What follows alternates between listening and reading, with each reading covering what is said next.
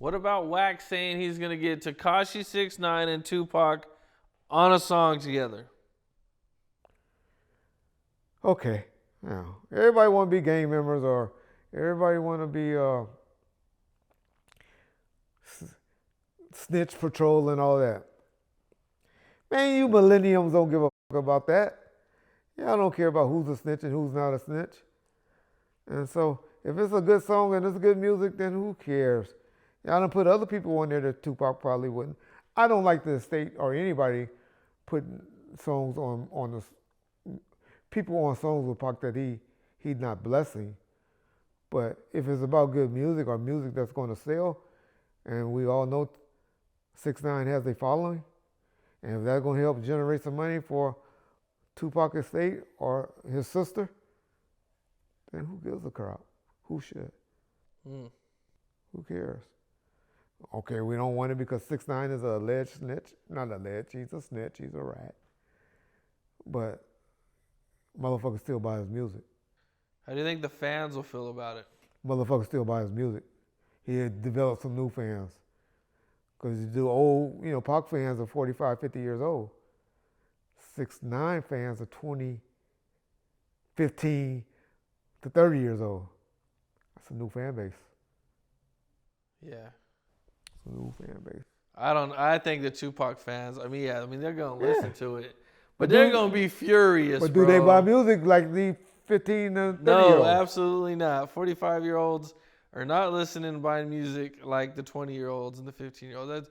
That's a fact. But I know there's gonna be a lot of mad Tupac fans if this thing actually happens.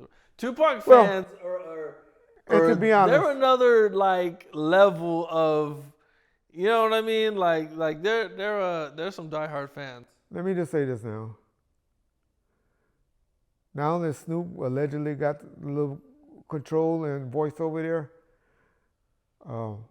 myself and Wack ability of Death Row has diminished.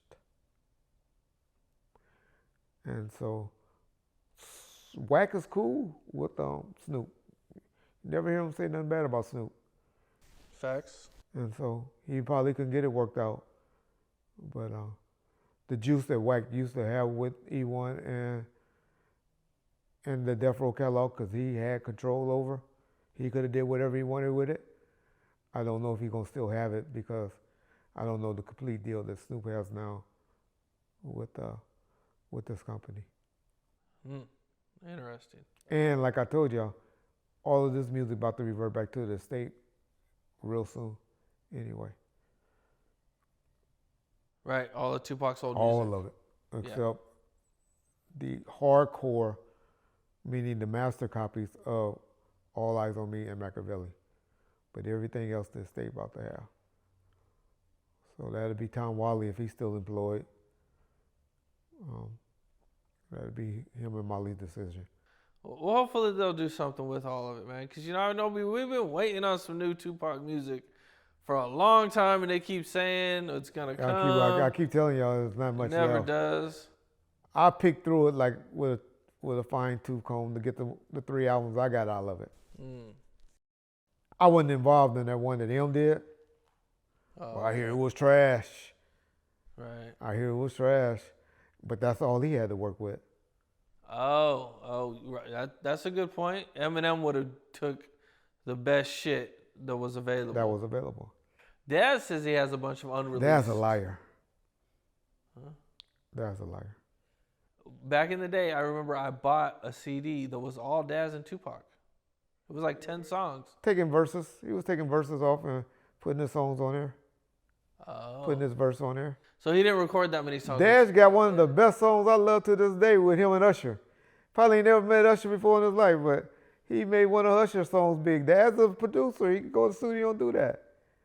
But there's a song out there with Daz, with one of Usher hit songs, and Daz put his sorry ass vocals on it and did a rebeat on it.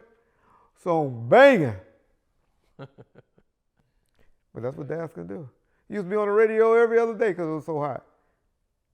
Was Suge managing Mary J? Yes. Mary J and Jodeci at the time. He wasn't like a tour manager or a day-to-day manager, But he had the relationships with Andre Herrero, who was Puffy Boss at the time, who was running Uptown Record. He had, the people that was owning Uptown Records at the time. I forget if it was Time Warner or if it was Universal. I think it was Time Warner, I'm not sure. But he had their ear. And a guy named Paul Marshall is who he turned them on to, who was the attorney that represented both of them that had a lot of juice. And he went and got their deals reworked, and got them advances, and got them money. Got Devante Swain a deal from Interscope. Remember, he got $750,000 advance to sign him as a producer. And so, damn. Yeah, he helped out a lot of people.